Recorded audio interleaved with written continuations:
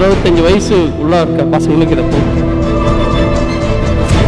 இந்த கிளாஸை விட்டு நீங்கள் போறீங்க அப்படின்னா மறுபடியும் உங்களை நான் பார்க்கணுன்ற எதிர்பார்ப்பு எனக்கு கிடையாது. ஆனால் நீங்கள் எனக்கு ஒரு சத்தியம் பண்ணி கொடுத்துட்டு போகணும். வாழ்க்கையில் நீங்கள் உண்மையை தெரிஞ்சுக்கணும் அப்படின்னா குருவே துணை. வாழ்க வளமுடன். குருவே சரணம். அனைவருக்கும் வணக்கம்.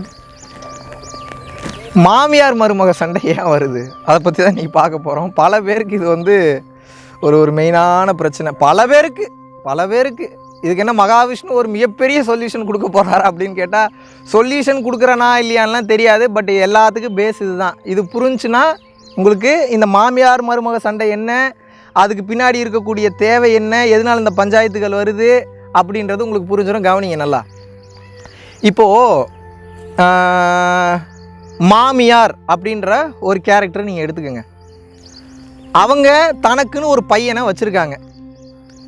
இப்போது இவ்வளவு நாள் அந்த பிள்ளைய பெற்று எடுத்து வளர்த்து படிக்க வச்சு ஒரு நல்ல சுச்சுவேஷனுக்கு கொண்டு வந்து அவன் ஏதாவது சேட்டை பண்ணானா அதெல்லாம் சமாளித்து, வேறு ஏதாவது திமிருத்தனம் பண்ணானா அவனை நல்வழிப்படுத்தி, அவனுக்கு உடலில் ஏதாவது நோய்கள் வருது, அவனுக்கு உடலில் வந்து வேறு ஏதாவது ப்ராப்ளம்ஸ் வருது, இல்லை மன ரீதியான பிரச்சனைகள் ஏதாவது வருதுன்னா அதுக்கெல்லாம் போய் சரி பண்ணி, வேறு எப்படி தன்னுடைய பையனுக்கு எந்தெந்த ரூபத்திலலாம் எந்தெந்த முறையிலலாம் எப்படியெல்லாம் அவனை பாதுகாக்க முடியுமோ ஒரு தாயானவள் அப்படியெல்லாம் பாதுகாக்கிறா. இது வரைக்கும் பிரச்சனையே கிடையாது. ஆனால் பிரச்சனை எங்கே தெரியுமா வருது, நல்லா கவனிக்கணும்.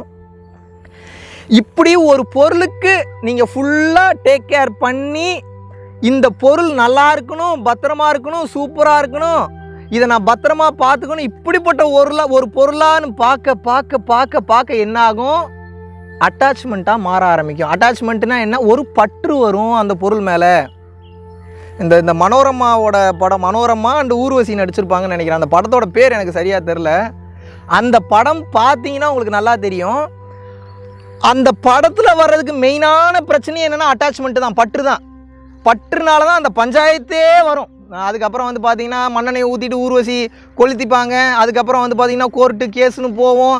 அதுக்கப்புறம் வந்து பார்த்திங்கன்னா மனோரமாக்கும் என்ன இப்படிப்பட்ட ஒரு தப்பை நான் பண்ணிட்டேனான்ற அளவுக்கு போயிடும். ஆனால் செத்ததுக்கப்புறம் மருமக செத்ததுக்கப்புறம் இருக்கக்கூடிய புத்தி முன்னாடி வராது. ஏன் வராது, இந்த உண்மை புரியாதனால வராது. எப்படி நல்லா கவனிங்க. ஒரு பொருளை நீங்கள் கண்காணிக்கிறீங்க, பாதுகாக்கிறீங்க, ஒரு பொருளையோ இல்லை உயிர்த்தன்மை இருக்கக்கூடிய ஒரு உயிரையோ நீங்கள் டேக் கேர் பண்ணிக்கிறீங்க அப்படின்னா அது எப்படி இருக்குன்னா அட்டாச்மெண்ட் இல்லாத அன்பாக இருக்கணும். அட்டாச்மெண்ட் இல்லாத அன்புனா நீ என்னப்பா மீன் பண்ணுற எனக்கு புரியலையே அப்படின்னா, அதாவது நான் ஒருத்தனுக்கு ஒரு உதவி பண்ணுறேன், அவனோட நீடுக்கு நான் ஹெல்ப் பண்ணுறேன் அப்படின்னா அதை பண்ணிவிட்டு அதை அப்படியே விட்டுறணும். இதை நான் பண்ணிட்டேன், உங்களுக்கு இதை பண்ணதுனால நீ ஏன் கண்ட்ரோலில் தான் இருக்கணும், நீ எனக்கு உண்டானவன் தான் அப்படின்னு வாயில் சொல்லணுனாலும் உங்கள் மனசு தானாகவே திங்க் பண்ண ஆரம்பிச்சிடும். நல்லா கவனிக்கணும். இதுதான் அட்டாச்மெண்ட். இந்த பொருளை நான் பார்த்து பக்குவமாக நான் வளர்த்துக்கிட்டே வரேன். இந்த பொருளை பார்த்து பக்குவமாக வளர்த்துக்கிட்டே வரும்போது பொருள் தன்மைனா எது, மெய்ப்பொருள் என்பது உயிர். அந்த உயிர் தன்மையை பெற்று இருக்கக்கூடியது மகன். அப்போ அந்த மகனை நான் வளர்த்து கொண்டே வர என்ன ஆகுது, இவ்வளோ நாள் இத்தனை வருஷம் நான் காட்டின பாசம், நேசம், அன்பு, கருணை எல்லாமே அட்டாச்மெண்ட்டாக உங்களையே அறியாமல் மாறிடும். அதனால தான் விழிப்புணர்வு நிலையோடு இருக்கணுன்றது. விழிப்புணர்வு இல்லைன்னா அட்டாச்மெண்ட்டுக்குள்ளே போயிடுவீங்க. அட்டாச்மெண்ட்டுக்குள்ளே போகும்போது அந்த பொருள் மேலே யார் உரிமை கொண்டாடினாலும் உங்களுக்கு பிரச்சனை, உங்களால் தாங்கிக்க முடியாது. உங்களுக்கு கோபம் வரும், ஆத்திரம் வரும், எல்லாம் வரும். உங்களுக்கு டென்ஷன் ஆகிடுவீங்க. நீங்கள் அவ்வளோ கடுப்பாவீங்க. நீங்கள் ஐயோ நமக்கு இவ்வளோ நாள் நம்ம கண்ட்ரோலில் இருந்தால் இப்போ நம்மளையே அறியாமல் வேற ஒரு கண்ட்ரோலில் போகிறானே அப்படின்னு சொல்லி உங்களையே அறியாமல் கோபம் வரும். இதுதான் மேட்ரு. அப்போது இதை நீங்கள் கல்யாணத்தோட மேட்ச் பண்ணி பாருங்கள், புரிஞ்சிடும். அப்போ என்ன, புதுசாக ஒரு மனைவி ஒரு பெண் உறவு கொள்ள உள்ளே வரும்போது இவன் என்ன பண்ணுவான், அவ்வளோ நாள் அவனுக்கு உடல் சுகம்னா என்னென்னு தெரியாது, கணவனுக்கு உடல் சுகம்னா என்னென்னு தெரியாது, அவ்வளோ நாள் வந்து பார்த்தீங்கன்னா அந்த குடும்ப வாழ்க்கைனா என்னென்னு தெரியும். அப்போ என்ன, அவனே அப்போ தான் அனுபவிக்க ஆரம்பிப்பான். இந்த உடல் சுகம்னா என்ன, வாழ்க்கைனா என்ன, கணவனும் மனைவி சேர்ந்து வெளியில் போகிறதுனா என்ன, தேட்டருக்கு போகிறதுனா என்ன, இல்லை நாங்கள் 2 பேர் சேர்ந்து ஒரு வீட்டுக்கு விருந்துக்கு போகிறதுன்னா அவன் அதை ஃபுல்லாக எக்ஸ்பீரியன்ஸ் பண்ணிகிட்டு இருப்பான் அந்த உயிர். நீங்கள் அப்போ என்ன பண்ணணும், ஒரு தாயாக இருக்கும்போதோ இல்லை ஒரு மருமகளாக இருக்கும்போது அவன் எக்ஸ்பீரியன்ஸ் பண்ணணுன்ற அந்த பெருந்தன்மையோடு விட்டுறணும்.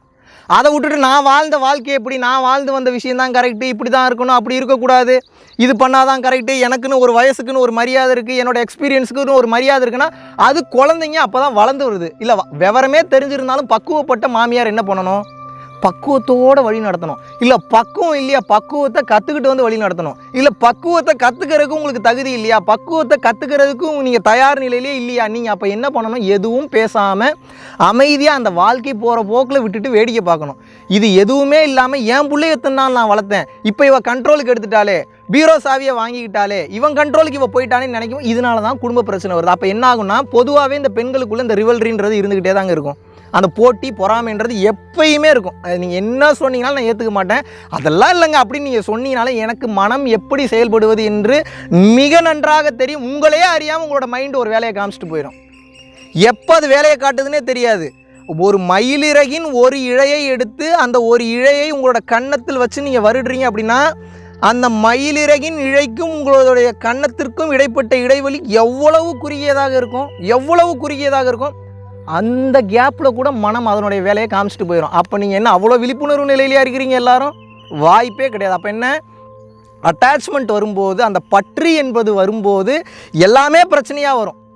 அப்போ என்ன ஆகுனா, மாமியார் மருமகளுக்கு வரக்கூடிய மிகப்பெரிய பிரச்சனை என்னென்னா, மாமியார் ஒரு லெவலில் அவங்க வாழ்க்கையை வாழ்ந்துக்கிட்டு இருப்பாங்க, ஆனால் மருமகள் வேற ஒரு வாழ்க்கையை வாழ வருவாங்க. இது நான் நல்ல மருமகளுக்கும் சொல்கிறேன், கெட்ட மருமகளுக்கும் சொல்கிறேன். இதை நான் நல்ல மாமியாருக்கும் சொல்கிறேன், கெட்ட மாமியாருக்கும் சொல்கிறேன். நல்லது கெட்டது என்பதே இந்த உலகத்தில் ஒன்று கிடையாது. அது உயர்ந்த ஞானத்திற்கு போகும்போது உங்களுக்கு புரிய வரும். ஆனால் அந்த கட்டம் போகிற வரைக்கும் அந்த தர்மத்தின் வழியில் செல்ல வேண்டியது ஒவ்வொரு மனிதனின் தலையாய கடமை. ஏன்னா அப்போ தான் உண்மையை தெரிஞ்சுக்க முடியும், அப்போ தான் பிளெஸ்ஸிங்ஸ் என்பது ஒவ்வொரு மனிதனுக்கு கிடைக்க ஆரம்பிக்கும். அப்போ இதில் நீங்கள் ஆழமாக புரிந்து கொள்ள வேண்டிய விஷயம் என்ன? ஒரு மருமகள் உங்கள் வீட்டுக்கு வர்றா அப்படின்னா அது புதுசாக ஒரு வாழ்க்கையை வாழ வருது, புதுசாக ஒரு விஷயத்தை தெரிஞ்சுக்கிறதுக்காக வருது. அப்போ அந்த குழந்தை, அது குழந்தையாக இருக்கட்டும் இல்லை குழந்தை இல்லாமல் கூட இருக்கட்டும், அது கிட்டத்தட்ட அது புதுசாக ஒரு விஷயத்தை எக்ஸ்பீரியன்ஸ் வரும்போது அந்த பக்குவத்தை நீங்கள் சொல்லி கொடுக்கணும். அப்படி இல்லை அப்படின்னா நீங்கள் அட்டாச்மெண்ட்டே இல்லாமல் இருந்தீங்கன்னா கூட அந்த மருமகள் கெட்ட மருமகளாகவே இருந்தாலும் நீங்கள் தன்மையான இடத்துல இருக்கீங்க, வயது உயர்ந்த இடத்துல இருக்கீங்க அப்படின்னா மரியாதையை கேட்டு வாங்காதீங்க. முதல்ல மரியாதை என்பது கேட்டு வாங்குவது அல்ல, மரியாதை என்பது தானாக கிடைக்கணும்.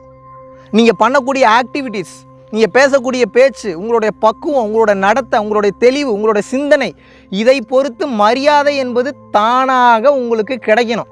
அதை விட்டுட்டு நான் எனக்கு வயசு வந்துருச்சு, நான் தான் மாமியார், நான் இப்படி தான் இருப்பேன், நான் அப்படி இருக்க மாட்டேன், எல்லோரும் என் கண்ட்ரோலில் தான் இருக்கணும், நான் வந்தால் எல்லோரும் எந்திரிச்சு நிற்கணும், இந்த வீட்டுக்கு நான் தான் மூத்த மருமக, இப்படி தான் இருப்பேன், அப்படி தான் இருப்பேன் அப்படின்னா உங்கள் அந்த வயசுக்கு மரியாதை கொடுக்குற மாதிரி இருக்கும். ஆனால் உங்கள் மேலே இருக்கக்கூடிய மான மரியாதை பூரா போயிடும். ஏன் அப்படின்னா இன்னும் நீங்கள் உலகத்தை அவ்வளோ முட்டாள் நினச்சிட்டு இருக்கீங்களா? நீங்கள் இத்தினோண்டு தான் இருப்பாங்க. எவ்வளோ தெளிவாக இருக்குது தெரியுமா இன்றைக்கி இருக்கிற குழந்தைங்க?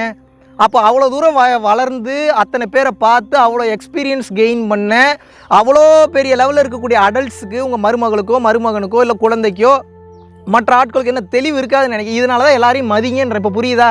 எல்லாமே எனக்கு தான் தெரியும், எல்லாமே நான் தானீங்கன்னா அகங்காரம். எல்லாத்துக்கும் அறிவு இருக்குது, அதோட எனக்கு கொஞ்சம் அறிவு அதிகமாக இருந்தாலும் இதுக்கப்புறம் பணிவு, தன்னடக்கம், இதுக்கப்புறம் நான் தன்னிலை தவறாமல் அதே இடத்துல இருக்கணும்னு நீங்கள் நினைக்க தான் இந்த வாழ்க்கையிலையும் ஜெயிப்பீங்க, அந்த வாழ்க்கையிலையும் ஜெயிப்பீங்க. மரியாதை நீங்கள் கேட்கவே வேணாம், ஆட்டோமேட்டிக்காகவே வரும். குடும்பத்தில் சண்டையே வராது. எப்பயுமே அவங்க போக்கில் போக விட்டு பிடிங்க. நீ ஒரு விஷயம் தப்பாக செஞ்சுட்டதாவே நீங்கள் எடுத்துக்கோங்க. ஒரு விஷயம் ஒருத்தங்க தப்பாகவே செய்யட்டும், நீங்கள் மூஞ்சில் அடித்த மாதிரி முதல்ல பேசக்கூடாது. மனசுக்கு தோன்ற விஷயத்தெல்லாம் பட்டுன்னு வார்த்தைகளாக முதல்ல விடுற பழக்கத்தை விடுங்க. தோன்றதெல்லாம் பேச ஆரம்பிச்சிட்டிங்கன்னா பஞ்சாயத்து தான். ஏன்னா அது இஷ்டத்துக்கு மைண்டு திங்க் பண்ணிக்கிட்டே இருக்கும். பல வீடியோவில் சொல்லியிருக்கேன் நான். எல்லாத்தையும் வாயில் பேசிங்கன்னா என்ன ஆகும்? குடும்பத்தில் பிரச்சனை வந்துக்கிட்டே தான் இருக்கும். நல்லா கவனிங்க. விட்ட வார்த்தைகள் உங்களுக்கு எஜமான், விடாத வார்த்தைகளுக்கு நீங்கள் எஜமான். மைண்டில் வச்சுக்கோங்க. ஸோ இந்த குடும்பத்தில் மாமியார் மருமகளுக்கு வரக்கூடிய சண்டைக்கு மிக மிக மெயினான காரணம் இந்த பற்று தான். இப்போது பொருள் மேலே இருக்கக்கூடிய பற்று. நான் இப்படி தான் சமைப்பேன், நான் கிச்சனுக்கு போனால் இந்த முறையில் தான் சமைப்பேன், இப்படி தான் பாத்திரம் கழுவணும், இப்படி தான் விளக்கணும், இப்படி தான் போகணும், வீட்டிலேருந்து வெளியில் போகும்போது இப்படி தான் நடக்கணும், அப்படி தான் நடக்கணும், இது இப்படிலாம் போகும், இந்த வழியில் விட்டுட்டு வேறு எந்த வழியில் வந்தாலும் நீ ஏற்றுக்க மாட்டேன்னு இருந்தீங்கன்னா குடும்பத்தில் கண்டிப்பாக பிரச்சனை வரும். அப்போ ஒரு மாமியார் மருமகள் உறவு எப்படி இருக்கணும்? மாமியார் தப்பு பண்ணால் மருமக அனுசரித்து போகணும், மருமக தப்பு பண்ணால் மாமியார் அனுசரித்து போகணும். விட்டு கொடுத்து செல்வது தான் வாழ்க்கை, தட்டி பறிப்பது வாழ்க்கை அல்ல, தட்டி கொடுப்பது தான் வாழ்க்கை என்ற உண்மையை உணருங்க. வாழ்க்கையே பரவச பேரானந்த நிலைக்கு போயிடும்.